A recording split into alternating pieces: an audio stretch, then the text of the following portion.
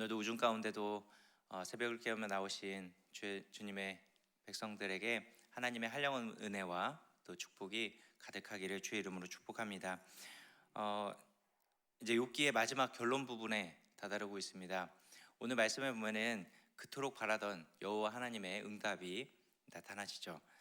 엘리후의 궤변을 끝까지 듣고 있었던 욥과 세 친구였지만은 그러나 하나님께서는 이 엘리후의 궤변을 끝까지 듣지 않으시고 욥에게 친히 나타나셔서 욥과 1대1로 대화를 이어가시는 모습이 오늘 본문 가운데 나타나집니다. 여러분, 욥이 이 순간을 얼마나 기다리고 있었을까요?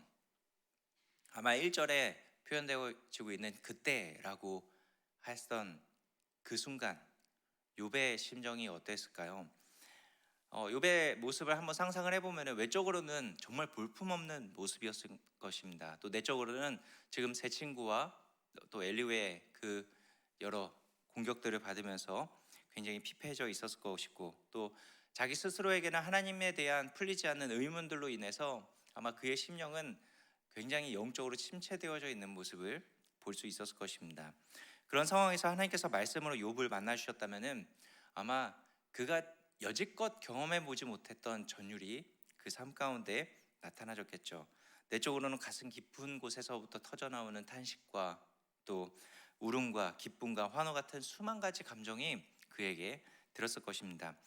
이제 오늘부터 살펴볼 38장부터 하나님께서 여러 가지 질문들을 통해서 욥에게 계속해서 던지십니다.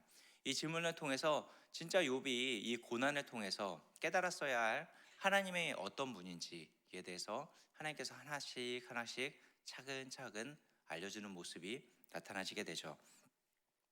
오늘 이 본문의 말씀을 통해서 욥이 고난 가운데서 깨달았어야 할 하나님이 어떤 분인지에 대해서 두 부분만 살펴보려고 합니다. 욥이 고난을 통해서 깨달았어야 할 하나님은 첫 번째로 한계를 넘게 하시는 여호와입니다. 우리 본문 4절 말씀을 같이 함께 다시 볼까요? 함께 보겠습니다. 내가 땅에 기초를 놓을 때에 내가 어디 있었느냐? 내가 깨달아 알았거든 말할지어다. 아멘. 땅에 기초를 놓았을 때 너는 어디 있었냐? 라고 질문을 하시죠. 땅의 기초라고 하는 것은 세상의 전부를 이야기합니다. 사실 4절뿐만 아니라 오늘 본문에 나타나지는 여러 가지 질문들이 다 하나님께서 창조하셨을 때에 그 바다의 위치, 별의 위치, 해의 위치, 그런 여러 가지 것들을 이야기하고 있는데, 여호와 하나님께서 창조하신 이 모든 것들, 세상의 전부를 놓을 때 너는 도대체 어디 있었냐라고 이야기하죠. 욥은 그것에 비해서 아마 미미하고 정말 연약한 존재이기 때문에 그 모든 것들이 어디서 왔는지 다 알지 못하는 인간이었습니다. 하나님께서는 욥에게 지금 이 고난의 문제를 그저 너의 테두리 안에서만 볼 것이 아니고 너가 갖고 있는 어떤 해석의 방법을 가지고 이야기해야 될 것이 아니라 지금 이 하나님에 대한 이해, 또 하나님을 이해해 보려고 하는 그 자세를 가지고 하나님께서 지적하고 있는 것입니다. 네가 지금 이 세상의 기초를 놓을 때 너는 어디 있었냐? 그런데 욥이 했던 모습은 어떠했나요? 그저 자신의 테두리 안에서 하나님을 이해해 보려고 하는 노력만 하고 있었던 것이죠. 아마 우리 실패의 원인이 바로 이것일 것입니다. 우리는 많은 것을 알고 있다고 하면서 자신의 판단 기준이 절대적이라고 생각하면서 많은 것을 판단하고 결정해 버리는 우를 범하게 되죠. 자신이 절대적인 기준인 것처럼 생각하는 것입니다. 왜냐하면 이 기준은 그냥 세워진 것이 아니라 자신의 삶에서 얻어진 경험 또는 지식, 세상의 가치 판단 기준이 쌓여져서 여러 가지 것들이 쌓여져서 그 기준을 만들어 놓기 때문이죠. 그런데 이것만 가지고 있다면 아마 절대적이라고 생각하지 않을 것입니다. 거기에다가 여러 가지 말씀, 또 신앙적인 체험들, 그것을 가지고 자신만의 기준을 만들어 놓게 되는 것이죠. 그래서 자신을 판단하고 남을 판단하고 어떤 되어진 일들을 판단하는 자기 나름대로의 기준을 갖게 되는 것입니다. 그런데 이 들었던 말씀과 신앙의 기준과 여러 가지 자신의 기준이 정말 말씀이 없고 신앙적인 체험이 없다면 절대적이라고 생각하지 않을 텐데, 말씀과 신앙의 체험이 있다 보니까 오히려 자기 스스로 착각에 빠져서 이것이 절대적인 기준이다라고 생각을 한다라는 것이죠. 이런 자기 판단 기준을 가지고 살아가다 보면은 우리는 늘 한계에 다다를 수밖에 없습니다. 왜냐하면 인간은 그저 피조물에 불과하기 때문이죠. 피조물이 어찌 창조의 모든 것들을 다 알 수 있을까요? 그런데 우리는 자꾸 한계에 휩싸일 수밖에 없는 좁은 렌즈를 가지고 내 삶을 해석해 보려 하고 판단하려고 한다는 것이죠. 하나님을 찾을 때도 자신의 문제에만 파묻혀서 하나님을 찾으려고 하는 것입니다. 이 미미한 그 조그마한 시선을 가지고 하나님을 찾으니까 하나님의 뜻이 보일까요? 그렇지 못하다라는 것이죠. 욥의 실패가 바로 이것이었습니다. 욥은 자기 자신의 그 고난의 문제를 자기가 가지고 있었던 그 하나님이라는 그 개념을 가지고만 바라보려고 했고 해석하려고 노력했던 것입니다. 여러분, 여호와 하나님께서 땅의 기초를 놓으실 때 우리는 어디 있었나요? 에베소서에 보면은 하나님의 예정 안에 있었다라고 이야기하고 있습니다. 창세전에 이루어진 일이죠. 창세전에 하나님께서 이미 우리를 구원하기로 작정하셨다라는 것입니다. 그것은 어쩌면 나를 위한 것이 아니라 하나님께서 하나님의 영광을 위해서 이미 그렇게 결정해 버린 사건이라는 것이죠.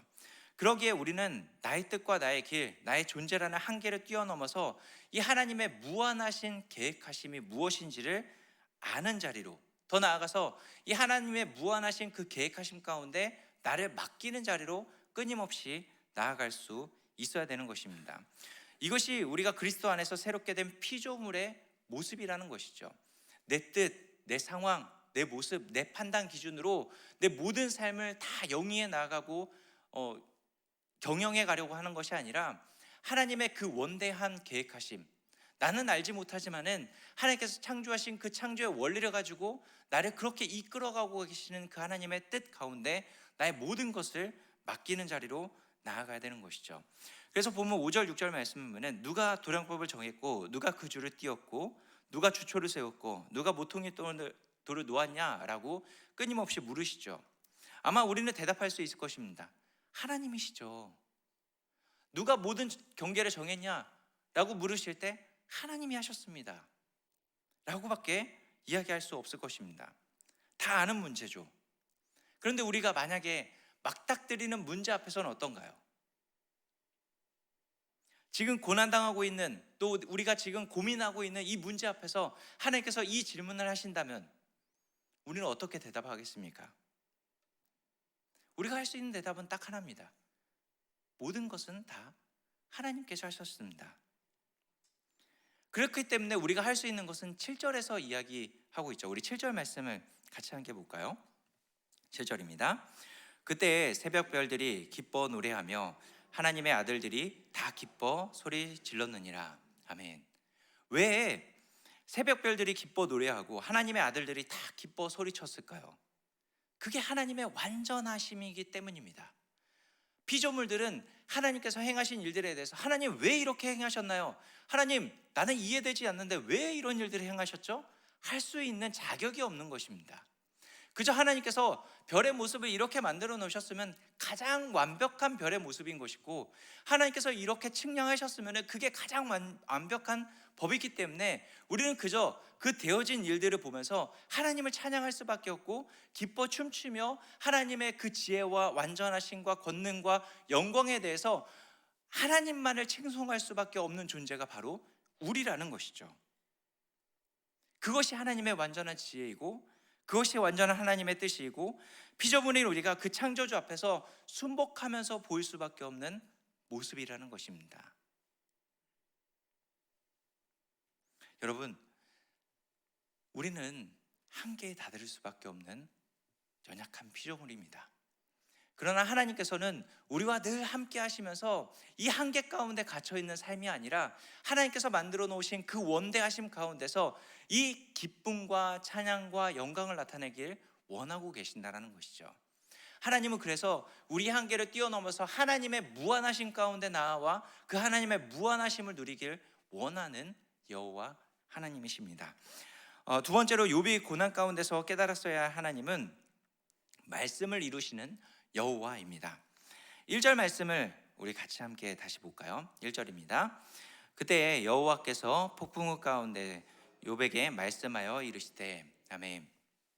욥기 1장 2절 말씀하시던 하나님께서 욥의 고난 가운데서 계속해서 침묵하고 계시죠. 이제 이 침묵을 깨고 드디어 말씀하십니다. 그런데 그 말씀하신 하나님에 대해서 뭐라고 표현하고 있나요? 여호와라고 표현을 하고 있습니다. 욥기에서 특이한 사실은 세 친구와 엘리후가 하나님에 대해서 표현할 때 그저 하나님이라고만 표현을 하지 여호와라고 표현한 적이 단 한 번도 나타나시지 않습니다. 딱 한 번 12장에서 욥이 여호와에 대해서 이야기하지만 사실 여호와 하나님에 대한 정확한 이해를 가지고 말씀한 것은 아닙니다. 이 여호와라고 하는 것은 여러 가지 의미를 가지고 성경에서 쓰여집니다. 근데 오늘 말씀에 보면은 그중 가장 의미 있는 것이 무엇이냐면 여호와라고 쓰여질 때 그 의미로 보면은 자기 백성과 하나님께서 언약하신 것을 이루시는 분이라고 표현할 때 여호와라고 사용을 한다는 것이죠. 언약, 약속하신 분을 이루시는 분. 그래서 하나님께서 인간에게 일하실 때는 무엇을 가지고 일하시냐면 바로 언약을 가지고 말씀을 가지고 일하신다라는 것입니다. 하나님께서 아브라함을 부르신 것도 모세를 사용하신 것도 또 이스라엘을 애굽에서 인도하신 것도 바로 그들의 조건을 보고 일하신 것이 아니라 하나님께서 약속하신 것을 이루시기 위해서 하나님께서 역사하신 것이라는 것입니다. 여러분, 우리가 믿는 여호와 하나님은 인간이 잘하면 복을 주고 잘못하면 벌을 주는 분이 아니십니다. 하나님께서는 말씀하신 그 말씀을 이루어가면서 언약을 신실하게 이루어 가시는 여호와 하나님이십니다. 그래서 호세아 6장 3절 말씀에 그러므로 우리가 여호와를 알자, 힘써 여호와를 알자라고 이야기하는 것이 무엇입니까? 여호와 알기를 힘써야지만 그 가운데 담겨 있는 그 여호와 말씀을 이루어 가시고 언약하신 것을 신실하게 우리의 어떠함에 의해서 결정되어지는 것이 아니라 신실하게 우리의 삶 가운데 말씀을 이루시는 그 하나님의 뜻이 무엇인지 알 수 있기 때문입니다. 그 하나님의 뜻을 알아야지 나의 한계에 갇힌 삶이 아니라 하나님의 무한함 가운데 나아가는 그 풍성함을 누릴 수 있게 되기 때문입니다. 여러분, 여호와 하나님은 약속을 신실하게 이루어 가시는 하나님이십니다. 우리는 그렇기 때문에 이 약속을 이루시는 신실하신 여호와가 어떤 분인지 알기를 힘써야 되는 것이죠. 여러분, 이 여호와 하나님을 알기에 힘쓰는 자리로 더욱더 전진해 나아가는 우리의 삶의 모습이 되어지기를 주의 이름으로 축복합니다. 이 하나님의 약속이 어디에 담겨 있습니까? 이 하나님의 약속은 성경 66권 말씀에 차고 넘치고 있습니다. 완전한 하나님의 약속인 그 말씀이 우리 가운데 다가와 있습니다. 이제 2023년도가 15일밖에 남지 않았습니다. 16일이죠. 연초에 늘 우리가 결심하는 것이 있죠. 올해는 성경을 꼭 많이 읽으리라. 한 번도 읽어보지 못한 분은 반드시 성경 일독을 하리라. 어떠셨나요? 잘 읽고 계셨나요? 여호와 하나님께서 우리에게 하신 약속이 무엇인지 알고 힘쓰는 것이 이 여호와를 힘써하는 첫 걸음입니다. 성경을 펼치고 성경을 묵상하고 성경을 읽어 내려가고 또 말씀에 귀를 기울이고 하는 그 자리에서 우리는 하나님을 알고 그 여호와 하나님, 우리에게 말씀하신 것을 어떻게 이루어 가시는지 지금도 그 말씀을 이루기 위해서 힘써 일하고 계시는 그 하나님을 더 깊이 경험하고 알 수 있게 된다라는 것이죠. 그때 우리 한계를 뛰어넘어서 무한하신 하나님을 깊이 경험하는 복된 삶을 살아갈 수 있게 되어질 것입니다. 이 여호와 하나님을 더 깊이 경험하며 나아가는 오늘 하루의 삶이 되어지기를 주의 이름으로 축복합니다. 함께 기도할까요?